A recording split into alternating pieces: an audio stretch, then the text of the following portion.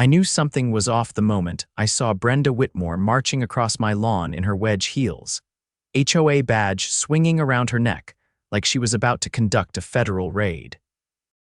I was halfway through replacing a busted hinge on my shed door when she stopped at the edge of my driveway, arms folded, lips puckered like she'd sucked on a lemon. "Jonathan Decker," she said, voice sharp as broken glass. "We need to talk about your shed." I didn't even look up. "Afternoon, Brenda. What about it?" "It's in violation of the HOA's shared property clause. Section 6, page 12. Any structure exceeding 6 feet in height within 20 feet of the cul-de-sac green space is considered." She paused for dramatic effect, community property. I blinked. "You're joking." "I don't joke about HOA regulations," she said, adjusting her sunglasses like she was about to interrogate me under a heat lamp. I stood up, wiping my hands on a rag. "That shed's on my property. It's been here since I moved in. It's in the title deed." "I even had the property line surveyed." Brenda sniffed. "Well, that shed is now technically accessible to all residents. You've been using it exclusively. That's not fair to the rest of the community." "What exactly do you think people want to do in my shed?" "It's full of lawn tools and paint cans." She smiled like a cat that just spotted a cornered mouse. "You'll need to provide copies of the keys to the HOA board by Friday. That includes me." I stared at her, stunned. "Absolutely not." She pulled a folded paper from her purse and slapped it into my hand. "You've been served an HOA violation. Non-compliance will result in daily fines of $50. As she stomped off, I looked down at the paper. It was real, signed, dated, and stamped. Brenda had somehow twisted some vague clause into a full-blown land grab. I wasn't even surprised. She tried to classify my neighbor's grill as a fire hazard last month just because it was near her rose bushes. That night, I poured myself a drink, sat on the porch, and watched the moonlight hit the edge of my shed. Then I heard the soft hum of wings. That's when the idea hit me. The next morning, I made a few calls. A buddy of mine from college, now a pest control specialist, owed me a favor. Within 2 days, I had a freshly installed wasp nest completely natural, perfectly legal, and tucked into the rafters of my community shed. And every time Brenda walked by, I could see her eyeing the shed like it owed her money. She had no clue what was waiting inside. By Thursday, the buzz inside the shed sounded like a jet engine warming up. I didn't dare open the door myself, not because I was scared, but because I respected the craftsmanship of nature and my buddy's flawless execution. He'd even left a laminated safety sheet taped to the inside wall, just in case someone got curious and wanted to learn about Police's Dominula, the European paper Wasp. Educational and legal. Perfect. The neighborhood stayed quiet until late afternoon, when Brenda rolled up in her usual golf cart, her clipboard resting in the passenger seat like a co-pilot. She parked sideways across my driveway, blocking half of it, and stepped out wearing latex gloves and a bright yellow vest that read HOA Oversight in bold black letters. I watched from the porch as she strutted to the shed, jingling a new set of keys she must have had copied from the original document she stole from the county archives. The board had voted in favor of her nonsense, of course. Most of them were either too afraid to cross her or enjoyed the control. Only Mr. Phelps, who lived 2 doors down and had a Vietnam veteran's sense of justice, had voiced any dissent. He'd written over my dead body on the meeting notes. Brenda inserted the key and yanked the door open like she was unveiling a prize. Then she screamed. It wasn't a startled yelp or a startled gasp.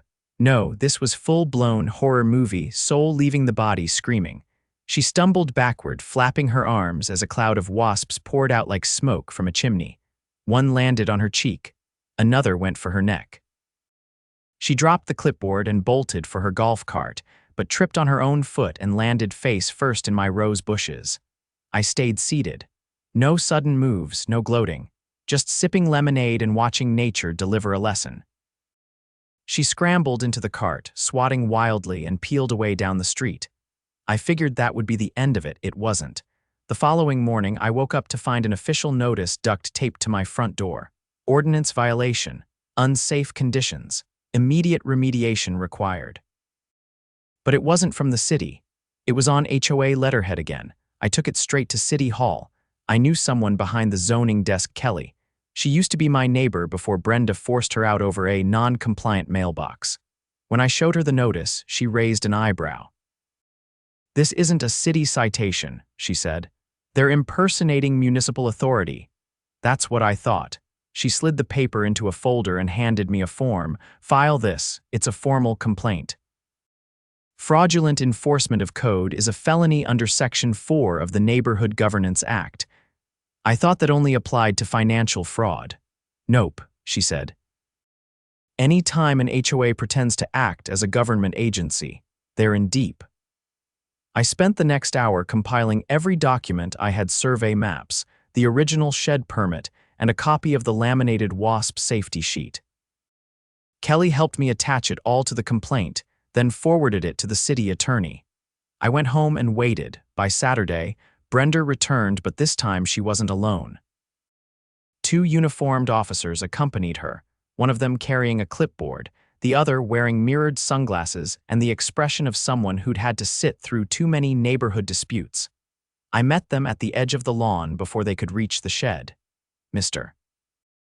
Decker," the officer with the clipboard said, "we received a report about a dangerous infestation. Are you with animal control?" "No," he said slowly. "We're responding to a public safety concern filed by the HOA." I nodded. "Mind if I show you something first?" He exchanged a glance with his partner, then gestured for me to go ahead. I guided them to the porch and handed over the printed documents. My complaint, the zoning permit, the legal precedent Kelly had attached, and a copy of the HOA's fraudulent notice. The officer with the sunglasses read the top page and let out a low whistle. "She put the city seal on this." "Sure did," I said. Brenda, still standing near the shed, called out, "That structure is accessible to everyone under shared property protocols." Sunglasses turned. "Ma'am, did you issue this notice?" "I'm authorized under the HOA charter. That's not what I asked." She hesitated, then crossed her arms. "It was necessary for safety." "Ma'am, impersonating a government official is a criminal offense. You can't just slap a seal on paper and call it law." Her eyes twitched. "But he weaponized insects." Clipboard officer narrowed his gaze. "Did he release them, or did he just not remove them? They're in there. There's hundreds of them, ma'am," he said flatly. "It's spring. If you open an outdoor shed in this weather without checking it, that's on you." She sputtered. "You don't understand, he did it on purpose. Intent doesn't matter unless there's a law broken. And from what I see, he owns the structure, has legal permits, and you've been issuing fake citations." Brenda took a step back like she'd been slapped. "This is absurd. I am the president of this community." Clipboard officer shook his head. "No, ma'am. You're a resident with an overactive imagination and a clipboard." They took her statement, then told her she'd be contacted by the city attorney's office. She left in a huff, heels clicking like gunfire across the sidewalk. After they left, I went to check my mailbox. Inside was an envelope with no return address. I opened it and found a single folded page. It was a petition. Apparently, word had spread about the shed incident. Someone, probably Phelps, had started a motion to remove Brenda from the HOA board. It already had 17 signatures. That was more than half the neighborhood, and at the bottom, someone had scribbled in blue ink, "Let's smoke the Wasp Queen out." I folded it neatly and tucked it into my back pocket. The winds were shifting. Brenda had stepped on the wrong nest twice. By the following weekend, the neighborhood had transformed. Where once people avoided eye contact and kept their heads down, now there were clusters of neighbors chatting over fences, swapping stories, and more importantly signing the petition to remove Brenda Whitmore from the HOA board. I didn't have to push it. The incident at the shed had done that for me. Word had spread faster than a summer wildfire, and with every retelling, Brenda's overreach sounded more absurd. I was in the garage organizing some power tools when Mr. Phelps showed up holding a clipboard and a folder thick with signatures. He didn't knock, just leaned in the open garage door and gave me a nod. 82%, he said. "That's what we're at now." I raised an eyebrow. "That enough?" "More than enough. The bylaws say 60% is the threshold for a recall vote, but if we show up with over 80, it's a landslide. We can hold the vote ourselves if the board stalls." I wiped my hands on a towel and gestured toward the cooler near the workbench. Grab a soda. You've earned it. He cracked one open, took a slow sip, then flipped open the folder. You should see some of these comments. One guy wrote that Brenda tried to fine him for using white LED bulbs on Halloween. I believe it. Another sip. But there's something else. I got a call from a woman named Dolores. Used to be the HOA treasurer until 6 months ago. She said Brenda forced her out. What for? She wouldn't approve a beautification fund transfer. Brenda wanted to pull $10,000 from the reserve account for a private landscaping contract. Dolores said no. Next thing she knows, there's a vote to remove her for poor record keeping. I set the wrench down, suddenly more alert. You think she stole from the HOA? Not just think. Dolores still has access to the bank statements. She's been watching the account ever since she left. Says there's a chunk of money missing and it doesn't match any approved spending. I leaned against the wall, arms crossed. You think it's enough for the police? Phelps nodded. Depends on what else we find. Dolores agreed to come to the next community meeting. Said she has spreadsheets, receipts, and a recording or two. That caught my attention. Recordings? Apparently Brenda didn't know Dolores still had her phone on during their final discussion. I didn't say anything for a long moment. Then I walked over to the workbench, grabbed my notepad, and made a list. If there was financial fraud on top of everything else, we had to do this by the book. We scheduled the community meeting for the following Thursday evening at the local elementary school gym. Neutral ground. No HOA clubhouse, no golf carts, no intimidation. By the time I arrived, the parking lot was full.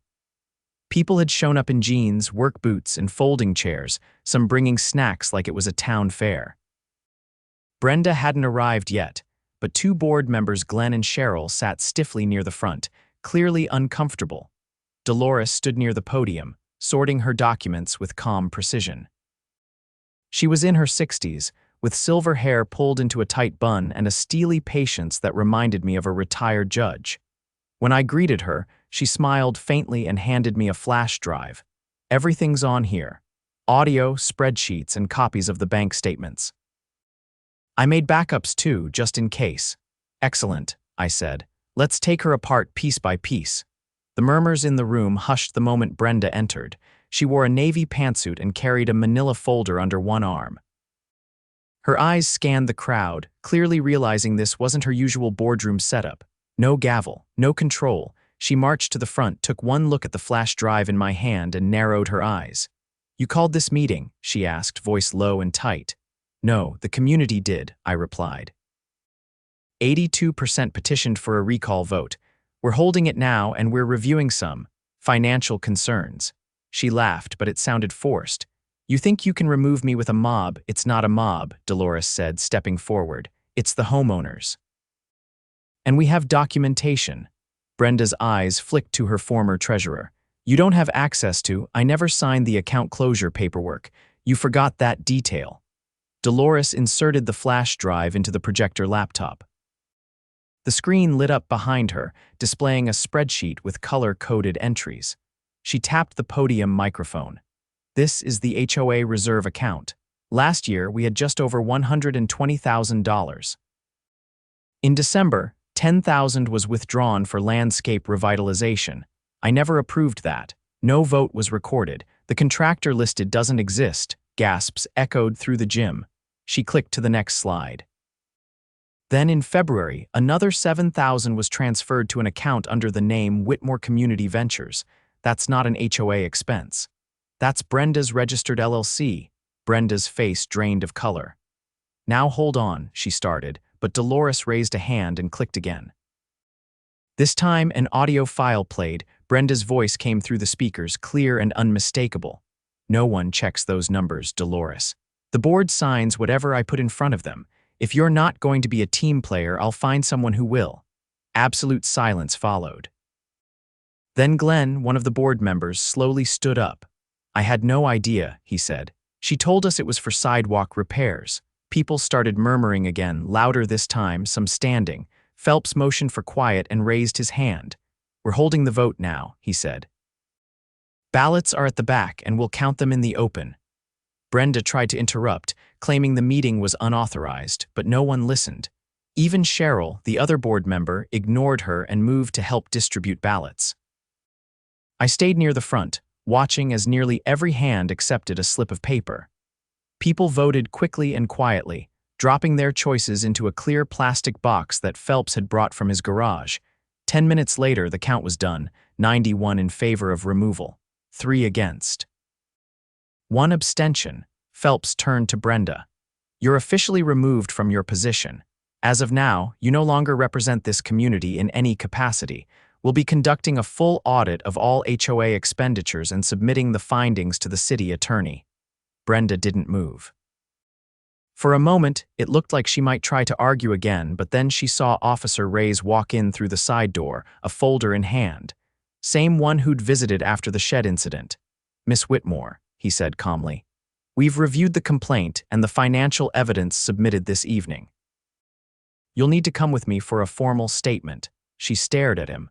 This is harassment. Reyes didn't flinch.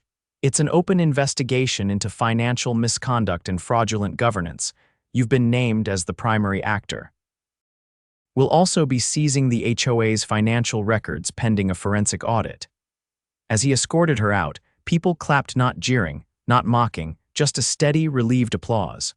A weight had been lifted. Outside, as the crowd began to disperse, Dolores handed me a second flash drive. In case she tries to claim it was all fabricated. I took it, nodded, and looked toward the now empty parking space where Brenda's cart had been. This neighborhood finally gets to breathe again, I said. Behind me, someone chuckled. All thanks to a bunch of angry wasps. I turned. It was Glenn, looking sheepish. Guess nature has its own HOA, he added. I laughed. And it doesn't issue fines, it delivers consequences. By Monday morning, the transformation was undeniable. Kids rode bikes down the street without their parents watching nervously from behind curtains, and lawn chairs popped up like mushrooms in front yards that had once been silent. The neighborhood felt like it had exhaled for the first time in years. I was on my front porch oiling the hinges on my toolbox when a gray sedan pulled up to the curb. A man stepped out, early 50s, sharp suit, no-nonsense haircut. He held a briefcase and moved with the precision of someone who didn't waste time introducing himself unless absolutely necessary. Jonathan Decker, he asked, approaching with a measured pace. That's me. He extended a business card. Assistant District Attorney Colin Mercer. I'm handling the HOA fraud investigation. I turned the card over in my hand. Didn't waste any time. Neither did your community, he said, glancing around. We've had 4 separate sworn affidavits submitted since Friday. One included a digital folder with audio recordings, financial ledgers, and minutes from unlogged meetings. Dolores, I said, nodding. She's thorough. Mercer opened his briefcase, pulled out a thin stack of papers, and handed them to me. Subpoena for the HOA's private communications and bank records. We also have a court order to freeze the HOA's operating account until the audit is complete. I scanned the documents. Can you charge her with anything yet? Wire fraud, embezzlement, and abuse of fiduciary duty are all in play. We're still reviewing, but if the contractor she paid doesn't exist, that's felony territory. And if she used HOA funds to pay herself through that LLC. That's prison time. How long's it going to take? Mercer closed the case. Not long. We already traced one of the wire transfers to a personal account registered under her maiden name in a different state. That's not just shady, it's deliberate concealment. I leaned on the porch rail, watching a pair of neighbors string up lights between their carports. You'll let us know when it's official. You'll hear it from her lawyer first, he said. But yes. I'll keep you in the loop. After he left, I walked 2 blocks over to check in with Phelps. He was sitting in the shade of his carport, a stack of old HOA newsletters piled beside him. She never published half of these, he said, flipping through them. They're drafts. Look at this one March issue, never distributed. It says the HOA was going to fund a new playground. Didn't happen, I replied. Nope, but there's a line item for it in the spending records. $2,200. Let me guess. Also went to Whitmore Community Ventures, he nodded. We're compiling a full timeline. Dolores is helping us build a case history so the next board can't hide anything. You think she'll run again? She doesn't want the seat, he said. Just wants to make sure nobody abuses it again. I helped him box up the newsletters, and we delivered them to Mercer's office that afternoon. The ADA didn't say much when we dropped them off, but the way he filed and labeled them immediately told me he was used to building airtight cases.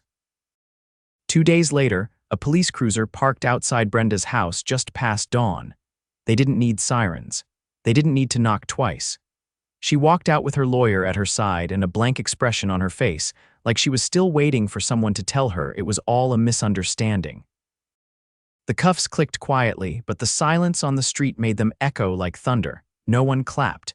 No one cheered. People just watched, respectful, quiet. Done later that week, the interim board met under the tennis court pavilion, open air and open seats, no badges, no titles. Just folding chairs, a whiteboard, and a potluck table. Dolores chaired the meeting but didn't sit at the front. She sat with the rest of us until it was time to speak. "We'll be holding a formal election in 30 days, she said. Until then, the interim board is made up of 5 volunteers who have each agreed not to run in the election. That way, nobody uses this position for leverage. There were nods around the circle. Someone passed out index cards for anonymous nominations. Nobody rushed. Nobody argued. When it came time for community questions, a man from the far side of the neighborhood raised his hand. What happens to the funds Brenda took? Mercer had come to the meeting, seated off to the side in a folding chair like everyone else. He stood and answered calmly. Depending on the outcome of the trial, the state will pursue asset seizure. If we recover the stolen funds, the court may order restitution directly to the HOA account. Someone else asked about the legality of her previous fines. Any violations issued during her tenure are being reviewed, Mercer replied. If we find evidence of false citations, those records will be nullified, and affected residents will receive a formal statement clearing them. After the meeting, Glenn approached me with a small envelope. "I found this in the HOA office," he said. "I think it's yours." I opened it and found a photograph, black and white, printed from a security cam. It showed Brenda standing in front of my shed, mid-scream, arms flailing as the wasps swarmed. I had installed that camera long before the shed became a battleground. Just in case, I laughed once, then folded it and tucked it into my wallet. Glenn looked sheepish. "I didn't know about the wasps when I voted to support her motion." "You don't have to explain. You're doing the right thing now." "That's what matters." He nodded and walked off to help stack the chairs. The next morning, I took down the caution tape I'd wrapped around the shed during the investigation. The wasps had long since moved on. My buddy from pest control stopped by and safely relocated the remnants of the colony to a nature preserve 3 towns over. He called it early retirement. I rebuilt the shed door, replaced the hinge for the last time, and repainted the exterior a deep forest green, nothing flashy, just quiet and solid. I added a lockbox with a new key and dropped the spare off at City Hall, along with the proper documentation. No more tricks, no more loopholes. That weekend, a few of the kids from the neighborhood came by and asked if they could use the patch of grass behind the shed to set up a lemonade stand. I said sure, helped them drag an old folding table into place, and gave them a cooler full of ice. They made $30 the first day. Brenda's house went up for sale a month later. No big announcement, just a sign in the yard and a listing online. Her lawyer handled the showings. Nobody asked where she'd gone. The new buyer was a young couple with a newborn and a golden retriever puppy that barked at its own reflection in the flower beds. They moved in quietly and joined the next HOA meeting without saying much. Just listened, voted, brought cookies. That's how it should be. Phelps and I still meet up once a week to swap tools or play a slow game of cards on his porch. Sometimes Dolores joins us, usually with a folder of updates from the new board. She's not on it, but they still ask for her advice. She never lords it over them. Just offers what she knows and then sits back down. And me, I still keep the shed, still keep it locked. Not because I'm hiding anything anymore, but because it's mine. Legally, ethically, and practically mine, the way it always should have been. Every now and then I glance at the photo in my wallet and remember what it took to get here. Justice didn't come all at once, but when it did, it stuck.